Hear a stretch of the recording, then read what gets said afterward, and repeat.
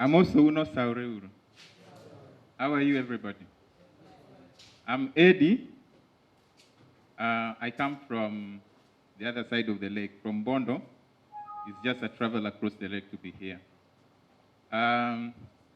My main mission of being here is to share something that I've been doing on community-driven, self-reliant, and sustainable program. Before I roll the ball on to talk about all this, I am a fifth born in a family of 8 kids. And we were orphaned when I was around 18 years old. And at that time, my uncle, 2 of my uncles also died. They succumbed to HIV/AIDS. Both of them with their wives. So all their kids had to join my family. So my mother raised over 25 children in our family. It was not very easy for me, or for everybody of us, for every one of us, I mean. At that moment, I was at a secondary school. I had to drop from secondary school every now and then. It was a very long journey, several miles to secondary school. Sometimes I could walk all the way to come when I was sent home for fee. Still, I had to make it. By grace of God, I did it. So when I joined college, I was so much, engrossed on trying to find the challenges in the community and maybe try to come up with the suggestions and facilitate programs that can help also other people, other children, not to undergo what we went through. And so I was studying social work and community development. After my complete course at a college, then I went to Uganda. I was sponsored by a Norwegian organization on a change agent program on sustainable community development. Still, I had several challenges in the community because, a village, we were living in a village, and the village has several institutions and systems that if you don't study well, it's not very easy to tackle the local problems. I think we are all aware of that. And so I had to also devise other ways of trying to come up, with the issues that could help to settle all the problems. So what I realized that is not happening even in some other places today, people forget participating, creating way of participatory programs so that everybody, every stakeholder in a community can participate in decision making in development. And that is where we go wrong. We have at times where there are imposters of programs, like foreign ideas that don't come forth. Sit with the people down, talk to the community, dialogue, and create space for everybody, for every elite, every stakeholder of a community to develop a program that can create self-sustainability so that a community becomes self-reliant. So after some time, I decided to settle on a program, on a project. And because of the Change Agent program, I came back to the village and I was seeing people suffering. Like there were people suffering with the opportunistic infections of HIV/AIDS. Most of the time, several people were infected with the TB. So I decided to enroll for a program as a TB ambassador. So after being trained as a TB ambassador, my main aim was to go for the people who were defaulting. Just try to trace the defaulters in the village because there were several people who were defaulting. I went to a village one day at night and into one of the women's homestead. She was living alone and she was a defaulter of TB. So I tried to talk to her, and then I thought we had come to an agreement on how to help her the following day. I was given a bicycle to help them, maybe go to the clinics or go for drugs and bring for them. The following morning, I was supposed to go and take her to the clinic. When I went, she was dead. She had only one child. The husband had succumbed. So I thought like I needed to do something more. At that moment, I had applied for my, BA course at a university. I decided, okay, I was taken in. I was given opportunity or place to be at the university.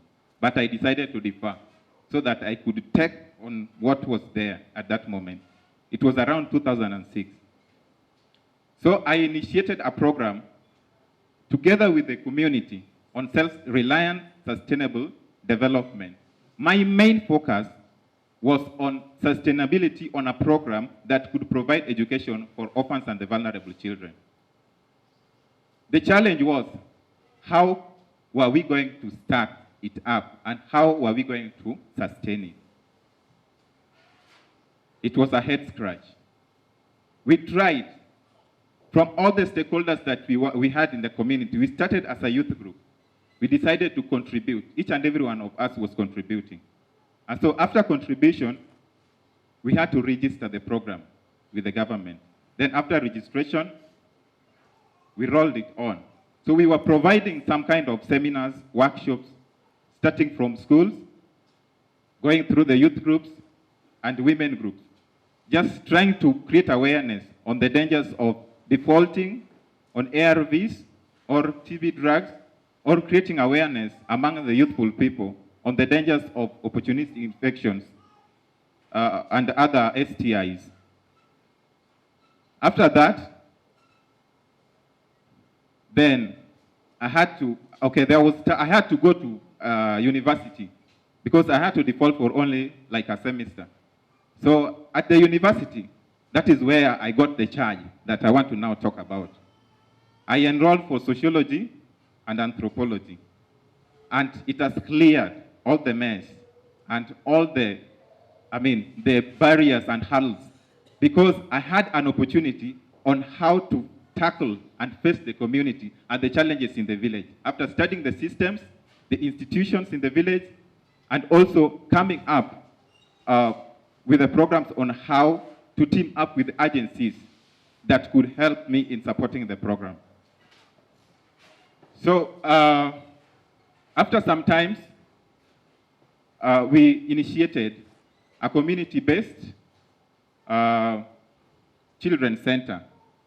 It's called Uzima. So Uzima had like turbulence because we did not have good support. After awareness and several workshops, then I was attending some forum, and I met a lady from UK. The lady runs a charity program in UK called Challenge Africa. So that is where we all started now. Through the Blight to support, the Uzima Children Center is now on. What is going on there is creating education for the orphans and the vulnerable children. And we started from ECD program. Through this program, we have been able to support 30 children who, like every year, like this year, for example, we enroll 7 of them into primary. Still, at the primary level, we give the support that is necessary for them. But at the Children's Center, we provide a safe house because we used to have challenges with the children. Like the first time you meet a child in the village, she kind of wants to run away from you because of the abuse in the village, because of the challenges. Some of them, like just others have said, they can afford to have only 1 million a day. This comes to an extent when a child even knows when the mother or the father does not have something in the pocket. Just by the look and the picture of the things in the house. A father comes into the house, a mother comes in, and a child it's very easy for a child to study somebody's attitude just by appearance. I think that kind of socialization effect and the enculturation, a child is able to determine when the mother is down emotionally or the father is kind of, aggressive or something. So you meet them in the village, some have like scratches on their faces. When you ask what has been going on, then you realize like some of them are beaten, some of them walk without, shoes, without clothes, proper clothes, and sometimes it's cold. So through our assessment in the village, we realized that there are those levels of poverty that we cannot fight at one go, but we can try to, due to the social, stratification in the village, the nature of the villages, we can always try to trim them. But we must, what I want to talk about here, that I want everybody to understand, for every project to develop, for every sustainability to happen in every development project, the stakeholders must be participating. All the villagers, they must have the capacity to know that they own the thing, they own the program. And because of the donor fatigue, you cannot afford to have the donors all the year throughout your life. That is why you can just get an injecting amount, and then from there, you can design a way to support the program. So that is what we did, and that is what I'm measuring on. So to support our program and make it self-sustainable, I try to, develop a study on the institutions we have in the village and the potentiality of the village. I realized that most of the people around there, they feed on fish, that is the omena and the samaki. That is the, what do you call them? The daga. And the eggs, which could provide a cheap protein, because it's not very easy for every family to slaughter a goat or a cow every day. But we realized that at the center, we needed supplementation of food, because when I met the charity director, we had to create a way to sustain the program. And so in that sense, we were partnering. Like, she could provide what she could at that moment, and I could also help to support by providing something from this side. So because I did not have a source, I could only create a way on sustainability. So after studying the economic capacity of the area, I realized that the egg was not produced in that area, which was, it's about from the lake, it's about 3.5 kilometers, and the village that I work in is about 1.6 square kilometers. So after my study on that, then I realized that there was a potentiality in terms of economy by providing eggs for the people. And to make people participate in the program, I would not go to every person's door and knock and say, give me 5 shillings to support, maybe support these children, or maybe as a guardian, I say, like, this is your son or your son's daughter or whoever to support. What we could do is just sit down with the community and then say, like, this is what we are doing. We have children here, they need help. All of us must participate in this help. The only way to do it is to you being a part of the program as I do. So when we established the poultry project and the chicken were laying eggs, our first study or our first implementation had to deal with the issues of like creating awareness on the sales and also encouraging the community, to come to support the program through this, through the buying or the purchases. So in my community-driven kind of idea, I wanted to create awareness on how to make the area to be self-sustainable economically and being empowered to produce their own eggs also for sale, not just from the center. So their contribution to the center was like this. The eggs were sold at a wholesale price at 10 shillings. When they landed at the shops in Bondo or some markets around, they were being sold at 15 shillings.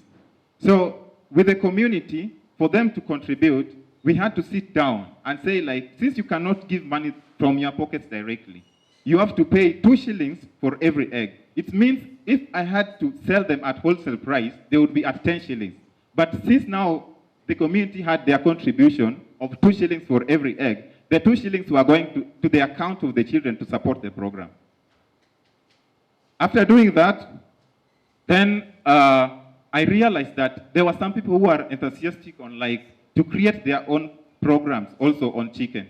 And after several workshops, there were creation of women group around and also workshops on how to take care of the poultry. Within a span of 2 years, we started in 2008, 2009. By 2010, we had 3 groups that were already, doing the poultry project. And some of them were doing broilers, they were keeping chicken for meat, while others were keeping for eggs. So in that respect, I realized that we could support the children's program not just by the donor fund alone, but also by the account that we were creating internally. So after 1 year, then we realized that there were also children who are going to secondary school. And we developed the account well for over about 2 years. Then we started supporting the children who are at secondary school. Currently, we have 4 students at a secondary school that are supported by this, the Chicken Magic project. I call it the Chicken Magic because it is doing wonders. And also, we have 30 orphans that are supported at the center. They come on Friday as a safe house program, like they stay on Friday, Saturday, then they leave on Sunday. They have a matron and also a teacher and a caretaker at the center. And to supplement on their food, we have also done a borehole kind of a project that supplies water. So this water we are using to irrigate the kitchen garden around to supply vitamins for the children. So it means what we are spending money on is the cereals. Because we can provide vegetables, we can provide eggs for proteins. To crown all that, what I'm happy about and what I want to register here, the country has been diagnosed in form of a system, like the devolution kind of a system, where we have the counties. Every county is challenged to be empowered to have a resource that can bring back to it to support its people in terms of development. So in our county, we realized that the eggs that are sold there come from Uganda. The egg comes from Uganda. And because the people are empowered now, we are thinking that in 1 year's time, the area will be in a position and potentially will provide eggs.